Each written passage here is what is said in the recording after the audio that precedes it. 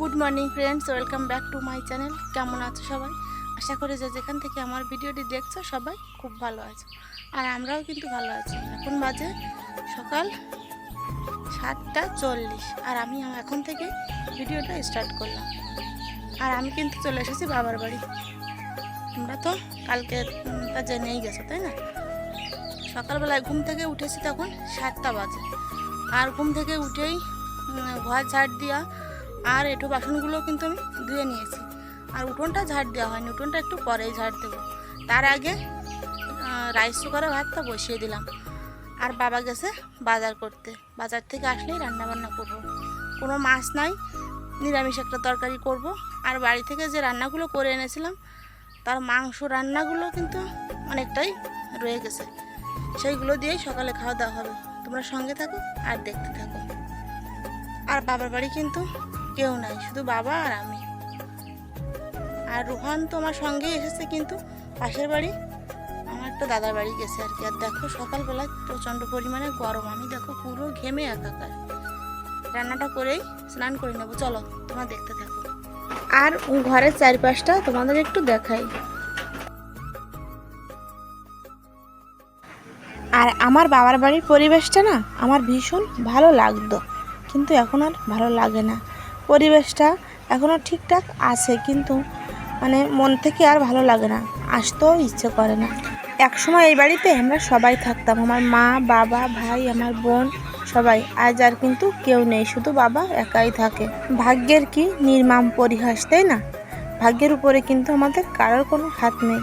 কপালে যার যখন যা লিখে দিছে তখন তার তাই হবে, কিছু করার নাই আমাদের।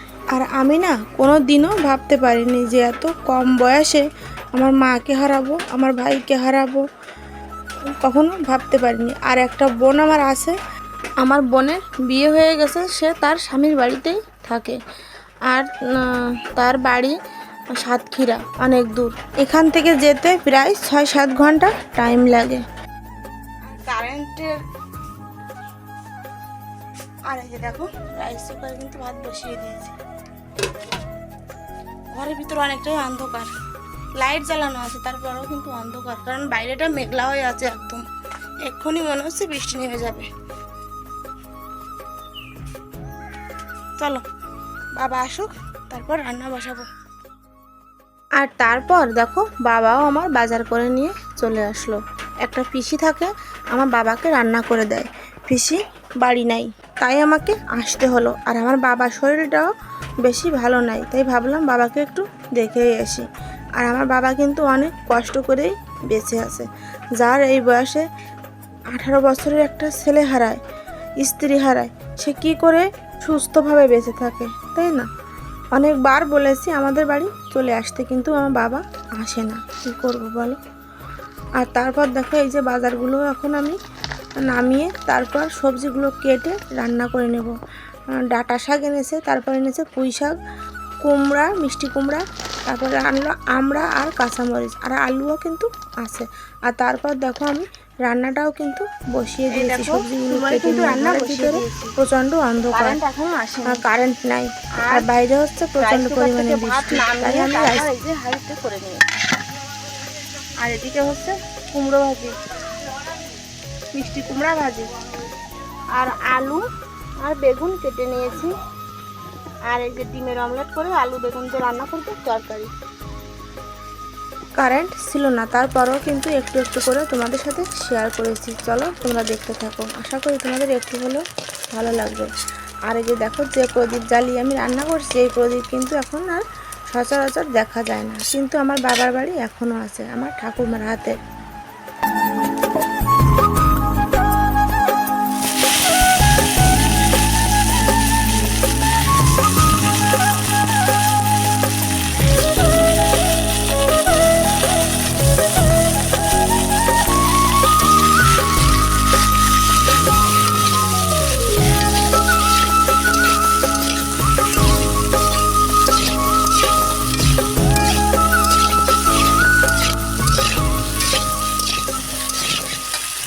আর দেখো রান্নাটাও কিন্তু আমি বসিয়ে দিয়েছি।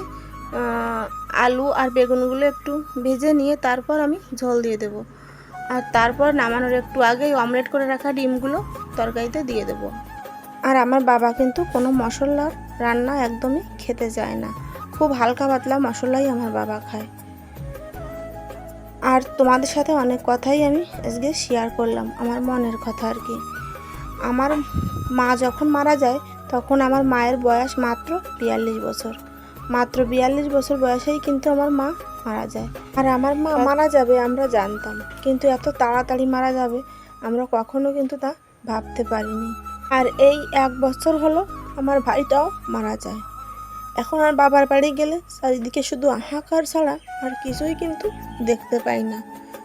শুধু বাবার কারণেই এখন বাবার বাড়ি আমাদের যেতে হয়। বাবাকে বলি আমাদের বাড়িতে আসতে, কিন্তু বাবা একদমই আসতে চায় না। আর আমার বাবার বাড়িটা তো অনেক বড়, এত বড় বাড়ি, পুরো সাজানো সংসার, এটাই রেখে কিন্তু আমার মা চিরদিনের জন্য আমাদের ছেড়ে চলে গেছে।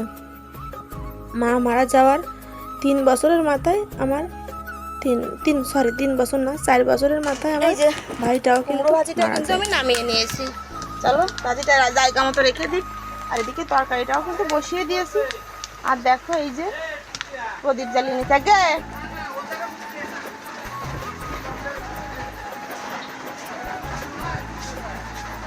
আর বাইরে শুরু হয়েছে প্রচন্ড পরিমাণ বৃষ্টি।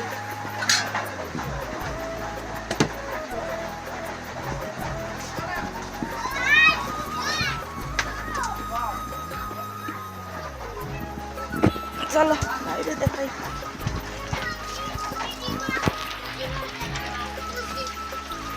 আর বৃষ্টিটা এখন একটু কমে গেছে, সকাল থেকে মুষলধারায় বৃষ্টি কিন্তু হতেই আছে।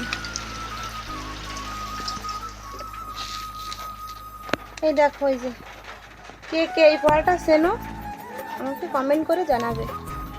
কেওড়া ফল, এটাতে না টক রান্না করে খেতে হয়।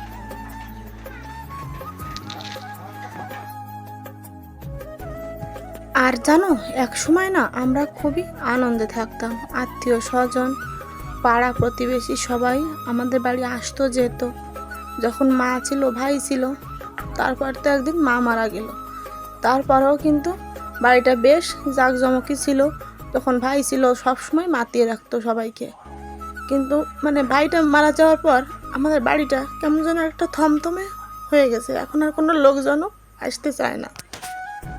অনেক কথা কিন্তু তোমাদের সাথে আজকে বলে ফেললাম, তোমরা কিছু মনে করো না। আর এখন দেখো কেওড়া ফলগুলো আমি একটা একটা করে বোটগুলো ছাড়িয়ে নিচ্ছি, এগুলো দিয়ে রান্না করব একটা টক। আর এই ফলগুলো কিন্তু খেতে আমার ভীষণ ভালো লাগে।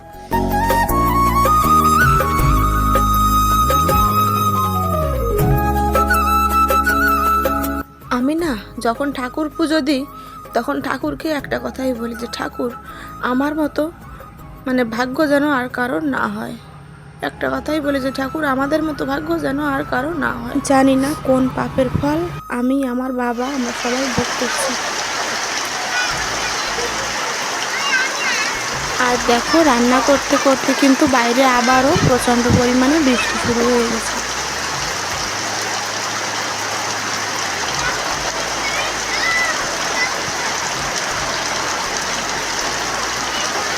আর বাইরে দেখো বারান্দায় বসে আছে আমার জ্যাঠাতো একটা ভাই আর আমার ছেলে আর জ্যাঠাতো ভাইয়ের ছেলে। ওরা বাইরে বসে কিন্তু বৃষ্টি দেখছে।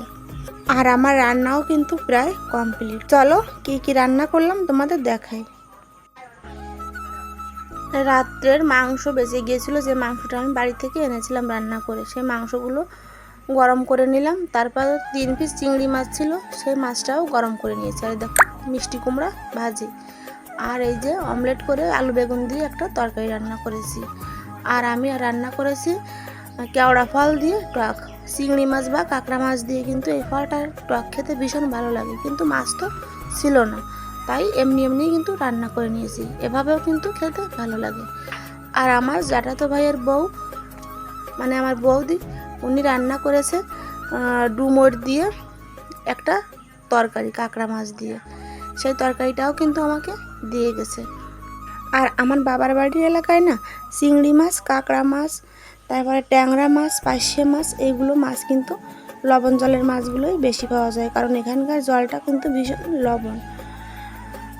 আর আমার বাবা কিন্তু শরীর খারাপ, তাই আর ঘেরে মাছ মারতে যেতে পারেনি, কিন্তু আজকে যাবে, গিয়ে কিছু চিংড়ি মাছ আনবে আর কি মেরে। আমি নিষেধ করলাম, তার ভর্তেও কিন্তু বাবা ঘেরে চলে যায় মাছ মারতে।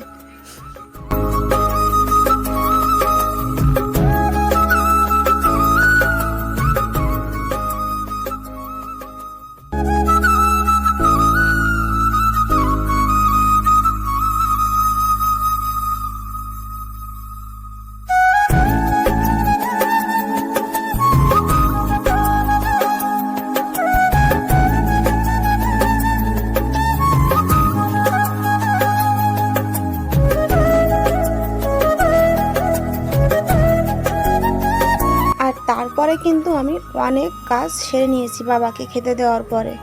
সারার পরে তারপর আমি স্নান করে পুজো দিয়ে তারপর খেতে এসেছি। বোঝোই তো, মানে যে সংসারে মহিলারা না থাকে সেই সংসারে কিন্তু অনেক কাজই পড়ে থাকে। বাবা একা পুরুষ মানুষ, আরও শরীরটা তো খারাপ, কি করবে আর কি। আর তারপর যে পিসি রান্না করে দেয় সেই পিসিও এই 2-3 দিন যাবৎ বাড়িতে নাই, তাই অনেক কাজই পড়েছিল। আর তারপর দেখো রোহান চাইছে পুকুর থেকে মাছ ধরতে। রোহান আর রোহিত যখন 2 ভাই একসঙ্গে মামার বাড়ি আসে না, তখন বড়শি দিয়ে ওরা পুকুর থেকে অনেক মাছ ধরে, যেমন জাপানি পুঁটি, তেলাপিয়া, তারপর পাঙ্গাস মাছ, এগুলো কিন্তু ওরা ধরেই থাকে। এখন রোহান শুধুই বলছে আমাকে একটু মাছ ধরে দাও, তাই আমার একটা ভাইয়ের ছেলে তাকে আমি ডাক দিলাম। তারপর ওই যে ঝাঁপি দিয়ে কিছু ছোট ছোট লাইলটিকার বাচ্চা ওকে বালতিতে করে ধরে দিল, তাই নিয়েই কিন্তু ও বসে আছে, খেলা করছে আর কি।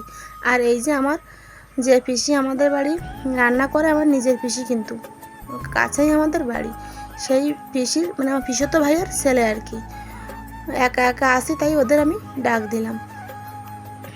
তাই ওদের নিয়ে আমি এখন একটু গল্প করছি, কি করব বলো, একা একা কিন্তু একদমই ভালো লাগে না। আর তারপর রোহান বায়না করলো ও খাবার খাবে, চলে গেলাম রোহানকে নিয়ে। বৃষ্টিতে ভিজতে ভিজতে গেলাম দোকানে, ছিল তাই আর ভিডিও করিনি।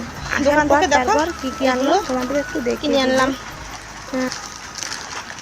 রোহান খাবার খাবে, এই যে একটা লুডুসের প্যাকেট আনলাম, এই যে 4টে টিম বিস্কুট, আর এগুলো কি খাবার জানি না আমি।